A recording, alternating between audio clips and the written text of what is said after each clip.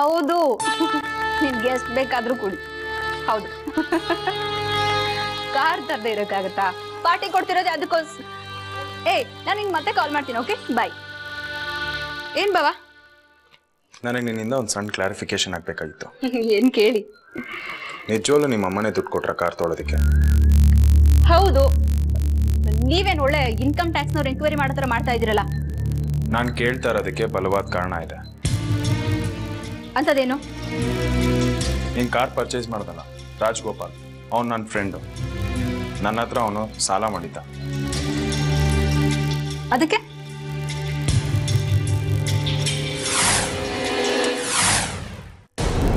ನನ್ನ ಫ್ರೆಂಡ್ ಹತ್ರ ನೀನು ಕಾರ್ ತೊಗೊಂಡ್ಮೇಲೆ ಅವನಿಗೆ ನೀನು ಕೊಟ್ಟಿದ್ದ ದುಡ್ಡಿಂದಾನೆ ನನಗೆ ಸಾಲ ತೀರಿಸ್ದ.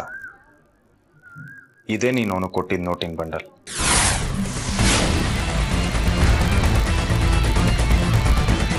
ಸೊ ನೋಡಿಲಿ, ಹರ್ಷನದ ಕಲೆ ಆಗಿದೆ.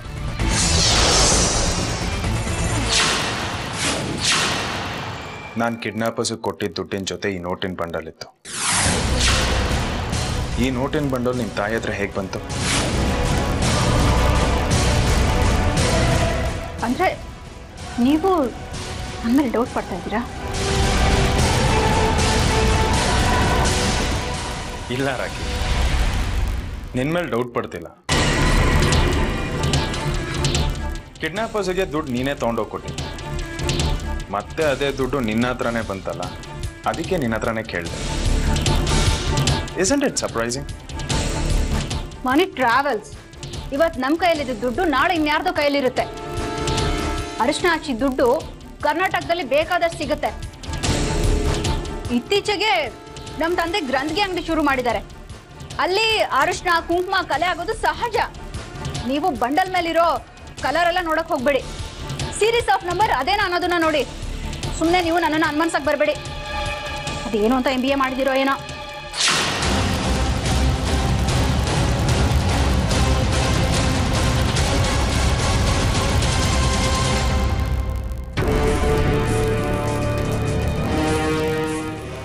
God. Malika.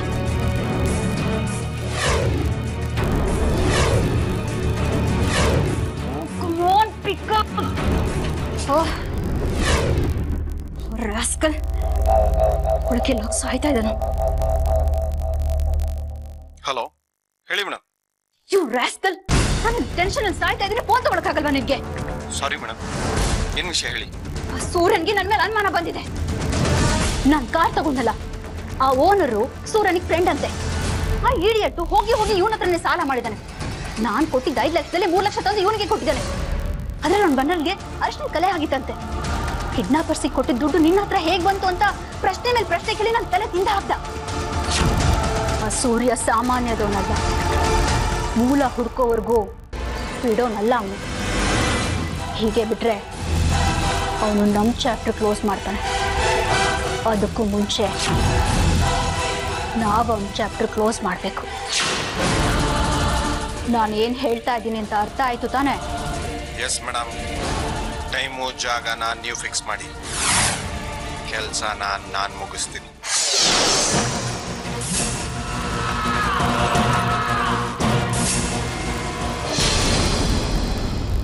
ಪರಿಮಳ, ಕಾರ್ ಯಾರ್ದು?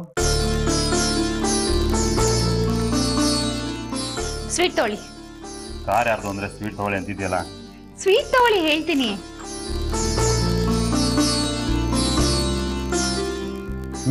ತುಂಬಾ ಚೆನ್ನಾಗಿದೆ. ಯಾರು ಬಂದಿದ್ದು? Car owner. ಆಗಿಂದ ಯಾರು ಅಂತ ಕೇಳ್ತಾ ಇದ್ದೀನಿ.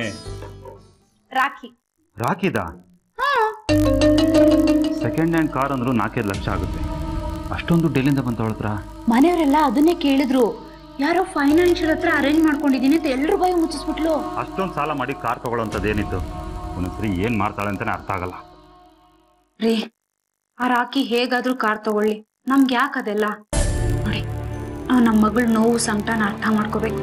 ಅವಳು ಸಂತೋಷವಾಗಿರ್ಬೇಕು ಅಂದ್ರೆ ನಾವು ಆದಷ್ಟು ಬೇಗ ರಿಸೆಪ್ಷನ್ ಮಾಡ್ಬೇಕು ರೀ. ಅದು ಹೇಗ್ ಮಾಡೋದು ಅಂತ ಯೋಚನೆ ಮಾಡಿ. ರಾಖಿದು ದಿನಕ್ಕೊಂದು ಬುದ್ಧಿ. ಯಾವಾಗ ಯಾರ ಜೊತೆ ಜಗಳ ಮಾಡ್ಕೊಂಡು ಮನೆ ಬಿಟ್ಟು ಹೋಗ್ತಾಳೆ ಅಂತ ಗೊತ್ತಿಲ್ಲ. ಇನ್ ಸೂರ್ಯ ಆರ್ತಿ ಇಬ್ರು ಬೇರೆ ಬೇರೆ ಮನೆಯಲ್ಲಿ ಇದ್ದಾರೆ ಅಷ್ಟೇ. ಆದ್ರೆ ಗಂಡ ಹೆಂಡತಿ ಇಬ್ರು ಪಾರ್ಕು ಸ್ಕೂಲು ಅಂತ ಆರಾಮಾಗಿ ಸುತ್ತಾಡ್ಕೊಂಡಿದ್ದಾರೆ. ಈ ಮನೇಲಿ ನಿಜವಾಗ್ಲೂ ಸಂಕಟದಲ್ಲಿರೋದು ಅಂದರೆ ನಾವು ನಮ್ಮ ಮಗಳು ವೇದಿಕಾ. ನೋಡಿ, ನಾವು ಎಲ್ಲರ ಮಾತಕ್ಕೂ ಬೆಲೆ ಕೊಟ್ಕೊಂಡು ಕೋಲೆ ಬಸವಂತರ ತಲೆ ಅಲ್ಲಾಡಿಸ್ತಾ ಇದ್ರೆ ನಮ್ಮ ಮಗಳ ಜೀವನ ಹಾಳಾಗೋಗುತ್ತೆ ರೀ. ನಾಳೆ ಬೆಳಿಗ್ಗೆ ಈ ವಿಷಯ ತೀರ್ಮಾನ ಆಗಲೇಬೇಕು. ನಾಳೆ ಬೆಳಗ್ಗೆನೆ ಅಮ್ಮನ ಹತ್ರ ಈ ವಿಷಯ ಮಾತಾಡ್ತೀನಿ. ಒಪ್ಕೊಂಡ್ರೆ ಸರಿ, ಇಲ್ಲ ಅಂದ್ರೆ ನನ್ನ ಮಗಳು ರಿಸೆಪ್ಷನ್ನ ನನ್ನ ಕೈಲಾದ ಮಟ್ಟಿಗೆ ನಾನೇ ಮಾಡ್ತೀನಿ ಅಂತ ಖಂಡಿತವಾಗಿ ಹೇಳ್ಬರ್ತೀನಿ. ನಂಗೆ ಈಗ ಸಮಾಧಾನ ಆಯ್ತು. ಯೋಚನೆ ಮಾಡಬೇಡ, ನಾನಿದ್ದೀನಿ.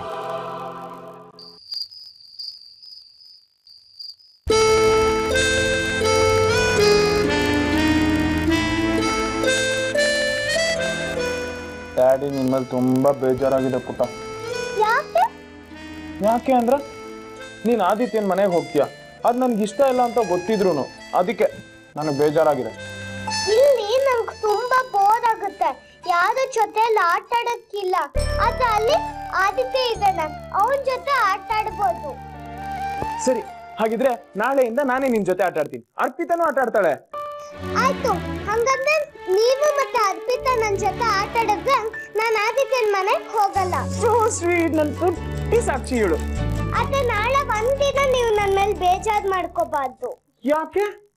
ಯಾಕೆಂದ್ರೆ ನಾಳೆ ನಾನು, ನೀವು, ಅಮ್ಮ, ಆದಿತ್ಯ ಎಲ್ಲರೂ ಒಟ್ಟಿಗೆ ಪಾರ್ಕ್ ಹೋಗ್ಬೇಕು. ಆರ್ತಿ ಮಮ್ಮಿ ಹೇಳ್ಕೊಟ್ರ ಇದನ್ನ? ಇಲ್ಲ ಅಪ್ಪ, ಆರ್ತಿ ಅಮ್ಮ ಹೇಳ್ಕೊಟ್ಟಿಲ್ಲ, ನಾನು ಅದಕ್ಕೆ ಹೇಳಿದ್ದು. ನಾವ್ 4 ಜನನು ಒಟ್ಟಿಗೆ ಪಾರ್ಕ್ ಹೋಗೋಣ ಅಂತ. ಪ್ಲೀಸ್ ಅಪ್ಪ, ಪ್ಲೀಸ್. ಇಲ್ಲ ಸಾಕ್ಷಿ, ನಾನು ನಾಳೆ ಕೆಲಸ ಇದೆ, ಬರಲ್ಲ. ಅಪ್ಪ, ಮತ್ ನೀವೇ ಹೇಳಿದ್ರಿ ನಾನ್ ನಿನ್ ಜೊತೆ ಆಟ ಆಡ್ತೀನಿ ಅಂತ. ನಾನ್ ನಿನ್ ಜೊತೆ ಆಟ ಆಡ್ತೀನಿ ಅಂತ ಹೇಳ್ದೆಮ್ಮ, ಆರ್ತಿ ಮಮ್ಮಿ ಜೊತೆ ಆಟ ಆಡ್ತೀನಿ ಅಂತ ಹೇಳಿಲ್ಲ. ಪ್ಲೀಸ್ ಅಪ್ಪ, ನಾಳೆ ಒಂದಿನ ನಾನು, ನೀನು, ಅಮ್ಮ ಮತ್ತೆ ಆದಿತ್ಯ ಪಾರ್ಕ್ ಹೋಗೋಣ. ಇಲ್ಲ ಸಾಕ್ಷಿ, ಆಗಲ್ಲ, ನಾಳೆ ಹೋಗಕ್ ಆಗಲ್ಲ. ನಿಮಗೆ ನನ್ ಕಂಡೆ ಇಷ್ಟ ಇಲ್ಲ. ನಾನು ಆರ್ತಿ ಅಮ್ಮನ ಮನೆಗ್ ಹೋಗ್ತೀನಿ, ಅವ್ರು ನನ್ ಮಾತ್ ಕೇಳ್ತಾರ. ನಿಂತ್ಕೋ ಸಾಕ್ಷಿ, ನಿಂತ್ಕೋ.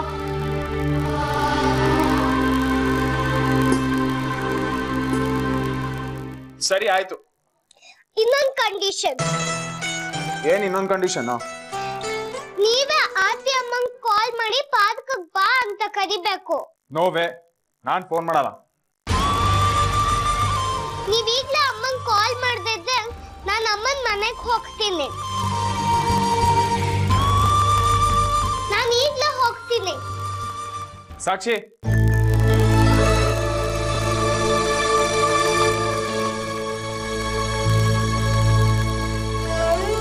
ಸರಿ, ಫೋನ್ ಮಾಡ್ತೀನಿ.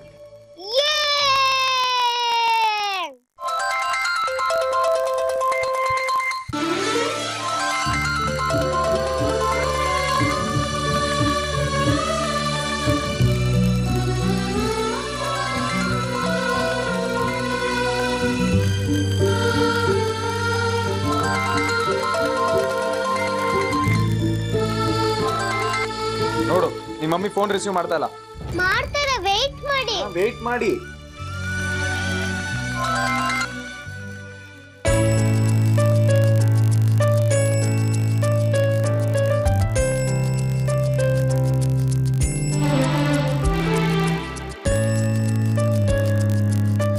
ಹಲೋ.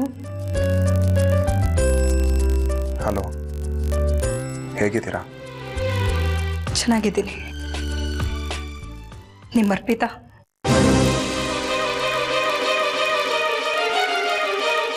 ಈಗ ನನ್ನ ಅಬ್ಸೆನ್ಸ್ನಲ್ಲಿ ಅವಳೇ ತಾನೇ ನಿಮ್ಮನ್ನ ನೋಡ್ಕೋತಾ ಇರೋದು. ನಾನೀಗ ನಿಮ್ಮ ಜೊತೆ ಜಗಳ ಆಡೋದಕ್ಕೆ ಫೋನ್ ಮಾಡಿಲ್ಲ. ಸಾಕ್ಷಿ ನಿಮ್ಮನ್ನ ಪಾರ್ಕಿಗೆ ಬರೋದಕ್ಕೆ ಹೇಳಿದ್ಲಂತೆ, ಅದನ್ನು ಕೇಳೋಣ ಅಂತ ಫೋನ್ ಮಾಡಿದೆ. ನನ್ನನ್ನು ಕರೆದು, ಆದರೆ ನಾನು ಬರಲ್ಲ, ನೀವು ಹೋಗ್ಬನ್ನಿ. ಪಾಪ ಸಾಕ್ಷಿ ಇಲ್ಲಿದ್ದಾಗ ಡ್ಯಾಡಿ ನನ್ನ ಜೊತೆ ಆಟಾಡೋದಕ್ಕೆ ಬರಲ್ಲ ಅಂತೇಳಿ ಬೇಜಾರು ಮಾಡ್ಕೊಂಡಿದ್ಲು. ಪ್ಲೀಸ್ ನಾಳೆ ಪಾರ್ಕಿಗೆ ಬನ್ನಿ, ನಾನು ನಿಮ್ಮ ಹತ್ರ ಮಾತಾಡಬೇಕು.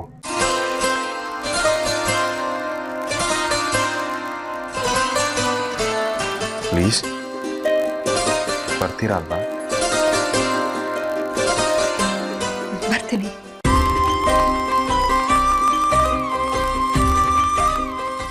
ನಾನು ನಿಮ್ಮ ಹತ್ರ ಮಾತಾಡೋದಿದೆ. ಥ್ಯಾಂಕ್ಸ್. Good night.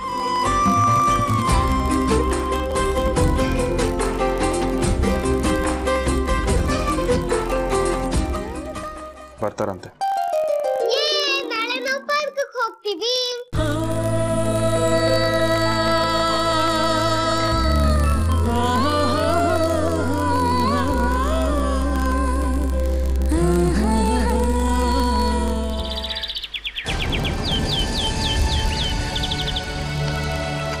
ಅತ್ತೆ, ನಾನೊಂದು ಮುಖ್ಯವಾದ ವಿಷಯ ಮಾತಾಡ್ಬೇಕು ನಿಮ್ಮ ಹತ್ರ. ಅಕ್ಕ, ಮೊದಲು ತಿಂಡಿತೀನಿ, ಆಮೇಲೆ ಕೂತ್ಕೊಂಡು ಮಾತಾಡೋದ್ರಾಯ್ತು. ನೀನ್ ಸುಮ್ಮನೆ ಇರ್ತೀಯಾ? ನಿನ್ ಹೆಸರು ಮಾತ್ರ ಸಂಸಾರಸ್ತೆ, ಬ್ಯಾಚುಲರ್ಸ್ ತರ ಇರ್ತಾಳೆ. ನಿನ್ಗೇನು ಅರ್ಥ ಆಗತ್ತೆ ನನ್ನ ಕಷ್ಟ ಏನು ಅಂತ? ಏನೇ ಮುಖ್ಯವಾಗಿರೋ ವಿಷಯ ಅಂದ್ರೆ, ವೇದಿಕನ್ ರಿಸೆಪ್ಷನ್ ಯಾವಾಗ ಅಂತ ಡಿಸೈಡ್ ಆಗಬೇಕು. ಅದಕ್ಕೆ ನಾನೇ ಆರತಿ ಹತ್ರ ಮಾತಾಡಿ ಹೇಗಾದ್ರೂ ಒಪ್ಸಿ ಅವಳನ್ನ ಮನೆಗೆ ಕರ್ಕೊಂಡ್ಬರ್ತೀನಿ. ಏನಕ್ಕ ಇಷ್ಟೊಂದು ಎಮೋಷನಲ್ ಆಗ್ತಾ ಇದ್ದೀರಾ? ಸೂರ್ಯ ಬಾವ 2 ಸರಿ ಕರೆದ್ರು ಅವ್ರು ಬರಲಿಲ್ಲ, ಇನ್ನು ನೀವು ಕರೆದ್ಬಿಟ್ರೆ ಬಂದ್ಬಿಡ್ತಾರಾ? ಗಂಡನ ಮಾತಿಗೆ ಬೆಲೆ ಕೊಡ್ತಾ ಇರೋರು ಇನ್ನು ನಿಮ್ಮ ಮಾತಿಗೆ ಸೊಪ್ಪು ಹಾಕ್ತಾರಾ? ಅತ್ತೆ, ಈಗ ನಮ್ಗಿರೋದು ಒಂದೇ ದಾರಿ. ಆರತಿ ಬರಲಿಲ್ಲ ಅಂದ್ರೂ ಪರವಾಗಿಲ್ಲ, ನಮ್ಮ ಪಾಡಿಗೆ ನಾವು ರಿಸೆಪ್ಷನ್ ಮಾಡ್ಬಿಡೋಣ. ಅದು ಮಾತ್ರ ಸಾಧ್ಯ ಇಲ್ಲ. ವೇದಿಕನ್ ರಿಸೆಪ್ಷನ್ ಅಂತಾದ್ರೆ ಆರತಿ ಮನೆಗೆ ವಾಪಸ್ ಬಂದ್ಮೇಲೆನೆ. ನನ್ನ ಸಂಕಟಕ್ಕಿಂತ ವೇದಿಕನ್ ಕಷ್ಟಕ್ಕಿಂತ ನಿಮ್ ಪ್ರೆಸ್ಟೀಜ್ ಮುಖ್ಯ ಆಗೋಯ್ತಲ್ಲ. ವೇದಿಕಾ ಪ್ರಾಣ ಹೋದ್ರೂ ಪರವಾಗಿಲ್ಲ, ಆರತಿ ಮನೆಗೆ ಬರೋ ತನಕ ರಿಸೆಪ್ಷನ್ ಆಗಲ್ಲ. ನನ್ನ ಕಷ್ಟ ನಿಮ್ಗೆ ಅರ್ಥ ಆಗೋದೇ ಇಲ್ಲ. ನನ್ನ ಕೈಯಲ್ಲಿ ಕಾಯಕ್ಕಾಗಲ್ಲ. ನಾನು ನಿಮ್ ಮಗ ಮನೆ ಬಿಟ್ಟು ಹೋಗ್ಬೇಕಾಗತ್ತೆ. ಏನ್ ಮಾತು ಅಂತ ಆಡ್ತೀಯ ಪರಿಮಳ? ಈ ಮನೆಗೆ ದೊಡ್ಡ ಸೊಸೆ ನೀನು. ನನ್ನ ಬಿಟ್ರೆ ಈ ಮನೆ ನೋಡ್ಕೋಬೇಕಾಗಿರೋ ಜವಾಬ್ದಾರಿ ನಿಂದೆ. ಅಂತದ್ರಲ್ಲಿ ಈ ಮನೆ ಬಿಟ್ಟು ಹೋಗ್ತೀನಿ ಅಂತೀಯಲ್ಲ, ಅದು ಇಷ್ಟು ಚಿಕ್ಕ ವಿಷಯಕ್ಕೆ? ಯಾವ್ದಕ್ಕೆ ಚಿಕ್ಕ ವಿಷಯ?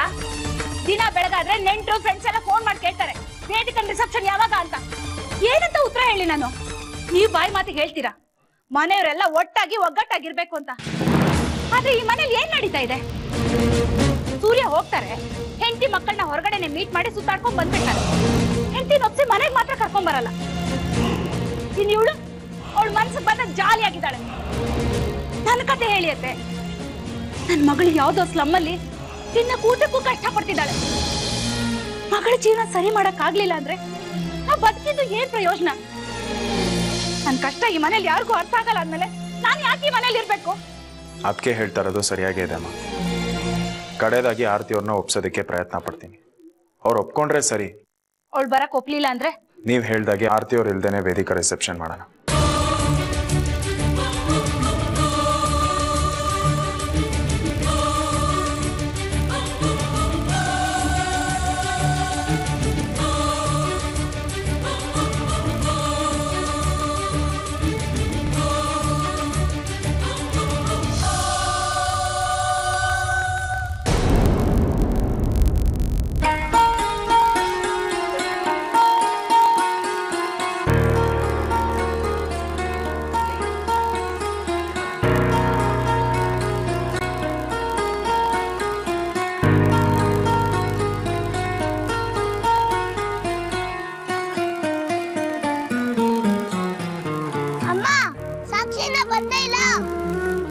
ಇನ್ನೇನ್ ಬರ್ಬೋದೇನೋ.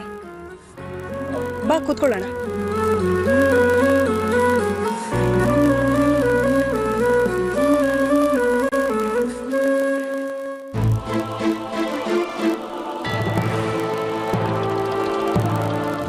ಅಮ್ಮ, ನಾನು ಆಟ ಆಡ್ತಾ ಇರ್ತೀನಿ. ಒಂದ್ ನಿಮಿಷ ಆದಿ, ನೀನ್ ಆರ್ಯನ್ ಜೊತೆ ಕೂತ್ಕೋ, ಬರ್ತೀನಿ. ಪ್ಲೀಸ್ ಅಮ್ಮ. ಒಂದ್ ನಿಮಿಷ ಅವನ ಜೊತೆ ಕೂತ್ಕೋ, ಬರ್ತೀನಿ. ಹಲೋ ಹಲೋ, ಹೇಗಿದ್ದೀರಾ ಚಿಕ್ಕಮ್ಮ? ನಾನ್ ಚೆನ್ನಾಗಿದ್ದೀನಿ ವೇದಿಕಾ, ನೀನ್ ಹೇಗಿದ್ಯಾ? ಹೇಳ್ಕೊಳೋ ಅಷ್ಟೇನ್ ಚೆನ್ನಾಗಿಲ್ಲ, ಚೆನ್ನಾಗಿದ್ದೀನಿ. ಹೋದ್ವಾರ ನಿನಗೆ 2 ಸತಿ ಫೋನ್ ಮಾಡಿದೆ, ನೀನ್ ರಿಸೀವೇ ಮಾಡ್ಲಿಲ್ಲ. ಯಾಕೆ ವೇದಿಕಾ, ನನ್ ಮೇಲೆ ಕೋಪನಾ? ಚಿಚೆ, ನಿಮ್ಮೇಲೆ ಯಾಕೆ ಕೋಪ ಮಾಡ್ಕೊಳ್ಳಿ ಚಿಕ್ಕಮ್ಮ. ನೀವು ಫೋನ್ ಮಾಡಿದಾಗಲ್ಲ ಸಂತೋಷ್ ಇದ್ದ, ಅದಕ್ಕೆ ಮಾತಾಡಕ್ಕಾಗಿಲ್ಲ. ಈಗ ಅವನಿಲ್ಲ. ಏನ್ ಹೇಳಿ ಚಿಕ್ಕಮ್ಮ? ಹೌದಾ? ಮತ್ತಿನೇನೇ ಸಮಾಚಾರ? ಇವತ್ತು ಸೂರ್ಯ ಚಿಕ್ಕಪ್ಪನ್ ಮೀಟ್ ಮಾಡ್ತಿದ್ದೀರಂತೆ.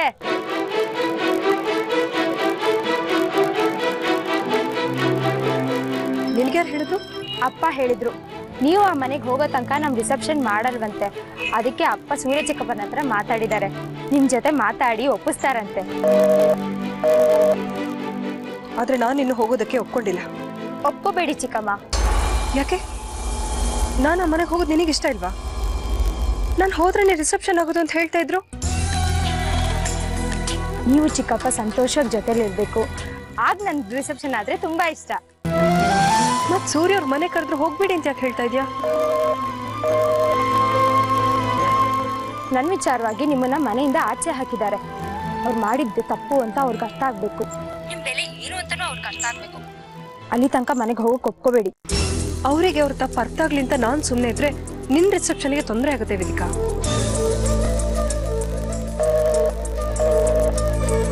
ರಿಸೆಪ್ಷನ್ಗೆ ಏನ್ ಚಿಕ್ಕಮ್ಮ, ಇವತ್ತಲ್ಲ ನಾಳೆ ಮಾಡ್ಕೋಬಹುದು. ಆದ್ರೆ ನಿಮ್ ಬಗ್ಗೆ ಫಸ್ಟ್ ಅವ್ರಿಗೆ ಅರ್ಥ ಆಗ್ಬೇಕು. ಎಷ್ಟು ಒಳ್ಳೆಯವರು. ಅವರು ನಿಮ್ ಕಣ್ಣಲ್ಲೇ ನೀರ್ ಹಾಕ್ಸಿದ್ದಾರೆ. ಅವ್ರೇನೇ ಹೇಳಿ ವೇದಿಕಾ, ನನ್ನಿಂದಾಗಿ ಈ ಮನೇಲಿ ನಡೆಯೋ ಶುಭ ಕಾರ್ಯಕ್ಕೆ ಅಡ್ಡಿ ಆಗ್ಬಾರ್ದು. ನಿನ್ ರಿಸೆಪ್ಷನ್ ಆದಷ್ಟು ಬೇಗ ಮುಗಿಬೇಕು. ಅದಕ್ಕೆ ಈ ಸತಿ ಸೂರ್ಯ ಅವ್ರು ನನ್ನ ಬಾ ಅಂತ ಕರೆದ್ರೆ ಖಂಡಿತವಾಗ್ಲೂ ನಾನು ಹೋಗೋಕೆ ಒಪ್ಕೊಳ್ತೀನಿ. ಥ್ಯಾಂಕ್ಸ್ ಚಿಕ್ಕಮ್ಮ. ನನ್ನ ರಿಸೆಪ್ಷನ್ ಆಗ್ಲಿ ಅಂತ ನಿಮ್ಗಾಗಿರೋ ನೋವನ್ನೆಲ್ಲ ಸಹಿಸ್ಕೊಂಡು ಮನೆಗೆ ಹೋಗ್ಬಾರ್ದು ಅನ್ನೋದೇ ಇಷ್ಟೆಲ್ಲ ಹೇಳಿದೆ. ಸರಿ, ಅವ್ನು ಬರೋ ಹೊತ್ತಾಯ್ತು. ಫೋನ್ ಇಡ್ತೀನಿ. ಸರಿನಮ್ಮ, ಹುಷಾರು. ಆದಷ್ಟು ಬೇಗ ನಾನೇ ನಿಂತು ನಿನ್ನ ರಿಸೆಪ್ಷನ್ ಅರೇಂಜ್ಮೆಂಟ್ ಮಾಡ್ತೀನಿ, ಆಯ್ತಾ? ಸರಿ ಚಿಕ್ಕಮ್ಮ, ಬಾಯ್.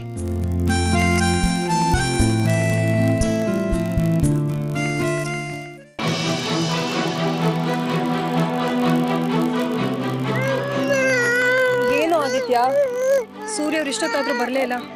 9:30ಗೆ ಬರ್ತೀನಿ ಅಂತ ಹೇಳಿದ್ರು. 10 ಕಾಲಾದ್ರೂ ಬರಲೇ ಇಲ್ಲ. ಸಾಕ್ಷಿ ಸುಮ್ಮನೆ ಮಾತಿಗೆ ಹೇಳಿರ್ತಾಳ. ಆದಿತ್ಯ, ಬಾ ನಾವು ಮನೆಗೆ ಹೋಗೋಣ. ಅಮ್ಮ, ಸಾಕ್ಷಿ ಸುಳ್ಳು ಹೇಳಲ್ಲ ಅಮ್ಮ. ಇನ್ನೊಂದ್ ಸ್ವಲ್ಪ ವೇಟ್ ಮಾಡೋಣ. ಸಾಕ್ಷಿಗೆ ಇಲ್ಲಿಗೆ ಬರೋದಕ್ಕೆ ಇಷ್ಟ ಇರುತ್ತೆ ಕಣೋ, ಅವ್ರ ಅಪ್ಪನಿಗೆ ಇಷ್ಟ ಇರಲ್ಲ. ಅಮ್ಮ, ಒಂದ್ಸತಿ ಫೋನ್ ಮಾಡೋಣ. ಅವ್ರು ನಮಗೆ ಎಲ್ಲಿಗೆ ಬರೋದಕ್ಕೆ ಹೇಳಿರೋದು. ಅವ್ರಿಗೋಸ್ಕರ ನಾವು ಕಾಯ್ತಿರ್ತೀವಿ ಅಂತ ಅವ್ರಿಗೆ ಗೊತ್ತಿರಲ್ವಾ? ಅವರೇ ಫೋನ್ ಮಾಡ್ಲಿ. ನೀವ್ ಹೇಳದ್ ಕರೆಕ್ಟೇ. ಬನ್ನಿ ಮನೆಗೆ, ಬನ್ನಿ ಅಮ್ಮ.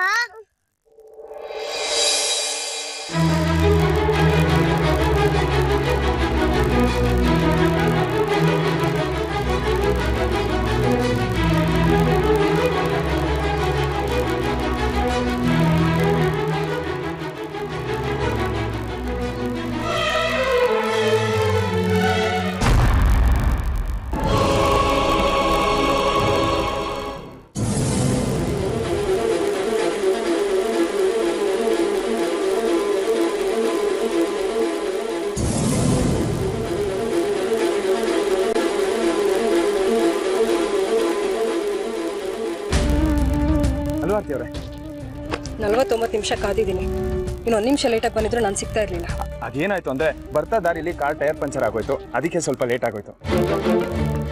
ಯಾಕೆ ಜೊತೆಗೆ ಸ್ಟೆಪ್ನಿ ಇರ್ಲಿಲ್ವಾ? ಸ್ಟೆಪ್ನಿ ಇದ್ದಿದ್ರಿಂದಾನೇ ಬರೋದಕ್ಕಾಗಿದ್ದು, ಇಲ್ಲಾಂದ್ರೆ ಬರಕ್ ಆಗ್ತಾ ಇರ್ಲಿಲ್ಲ.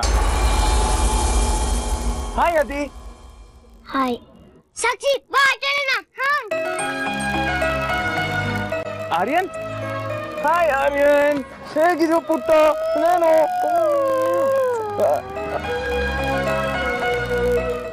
ಅಪ್ಪಿ, ನಿನ್ ಮಕ್ಕಳನ್ನ ಕರ್ಕೊಂಡು ಮಕ್ಕಳ ಜೊತೆ ಆಟ ಆಡ್ತಾರೆ, ಹೋಗು. Okay sir. Actually she is a very good care taker. ತುಂಬಾ ಚೆನ್ನಾಗಿ ನೋಡ್ಕೋತಾಳೆ. ಯಾರನ್ನ? ನಿಮ್ಮನ್ನ ಅಥವಾ ಮಕ್ಕಳನ್ನ? ಮಕ್ಕಳನ್ನ ಚೆನ್ನಾಗಿ ನೋಡ್ಕೋತಾಳೆ ಅಂತ ಹೇಳಕ್ ಬಂದೆ. ನೀವ್ ಯಾಕೆ ಹೀಗೆ ಮಾತಾಡ್ತಾ ಇರ ಆರ್ತಿಯವ್ರೆ? ಆ ಶಿವ ಯಾವಾಗ್ಲೂ ಗಂಗೆನ ತಲೆ ಮೇಲೆ ಇಟ್ಕೊಂಡಿರೋ ಹಾಗೆ ಇವಳನ್ನ ನೀವು ಯಾವಾಗ್ಲೂ ಜೊತೆಲೆ ಇಟ್ಕೊಂಡಿರ್ತೀರಿ. ಯಾಕೆ? ಇವತ್ತು ನಾವಿಬ್ರು ಪರ್ಸನಲ್ ಆಗಿ ಮಾತಾಡ್ಬೇಕು ಅಂತ ಇಲ್ಲಿಗೆ ಬಂದಿದ್ದೀವಿ. ಅವಳನ್ನ ಕರ್ಕೊಂಬರೋ ಅಗತ್ಯ ಏನಿತ್ತು? ಆರ್ತಿಯವ್ರೆ, ನೀವು ಸುಮ್ಮನೆ ಮಿಸ್ಟೇಕ್ ಮಾಡ್ಕೊಂತ ಇರೋ ಅವಳನ್ನ. ಸಾಕ್ಷಿನ ಚೆನ್ನಾಗಿ ನೋಡ್ಕೋತಾಳೆ. ಸಾಲದಿದ್ದಕ್ಕೆ ಮಕ್ಳಿರ್ತಾರೆ, ಗಲಾಟೆ ಆಗುತ್ತೆ ಅಂತ ಅವಳು ನೋಡ್ಕೊಳ್ಳಿ ಅಂತ ಕರ್ಕೊಂಬಂದೆ. ಅದಕ್ಕೆ ಹೋಗಿ ನೀವು ಶಿವ ಗಂಗೆ ಎಲ್ಲಿಂದ ಎಲ್ಲಿ ಕಂಪ್ಯಾರಿಸನ್ ಮಾಡ್ತಾ ಇರ ಆರ್ತಿಯವ್ರೆ? ನಾನು ಏನೇನು ಅನ್ಕೋತಾ ಇದ್ದೀನ? ಅವಳ ಹೆಸರು ಅರ್ಪಿತ ತಾನೆ? ಅದನ್ನ ಬಿಟ್ಬಿಟ್ಟು ಅಪ್ಪಿ ಅಂತ ಯಾಕೆ ಕರಿತಾ ಇದ್ದೀರಾ? ನಿಮ್ ಮನೇಲಿ ಕೆಲಸದವ್ರನ್ನ ಅಡ್ಡ ಹೆಸರಿಟ್ಟೆ ಕರೆಯೋದಾ? ದಿಸ್ ಇಸ್ ಟೂ ಮಚ್ ಆರ್ತಿ ಅವಳೆ. ಸಾಕ್ಷಿ ಅದೇ ಹೆಸರಲ್ಲಿ ಅವಳನ್ನ ಕರೆಯೋದು. ನನ್ಗೂ ಹಾಗೆ ಬಾಯಿ ತಪ್ಪ ಬಂದ್ಬಿಡ್ತು. ತಪ್ಪ? ಬರೀ ಬಾಯಿ ತಪ್ಪಿದ್ರು ಅಥವಾ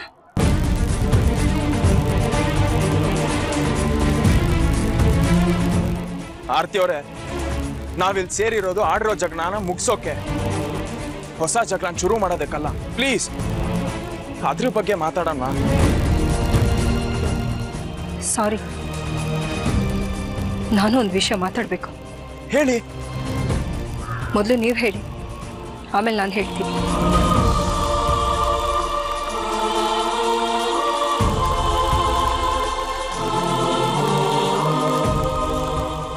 ವೇದಿಕಾ ವಿಚಾರವಾಗಿ ನಾನು ನಮ್ಮ ಮನೆಯವರೆಲ್ಲ ನಿಮ್ಮನ್ನ ತುಂಬಾ ಬೇಜಾರಾಗೋ ಥರ ನಡ್ಸ್ಕೊಂಡಿದ್ದೀವಿ. I am really sorry.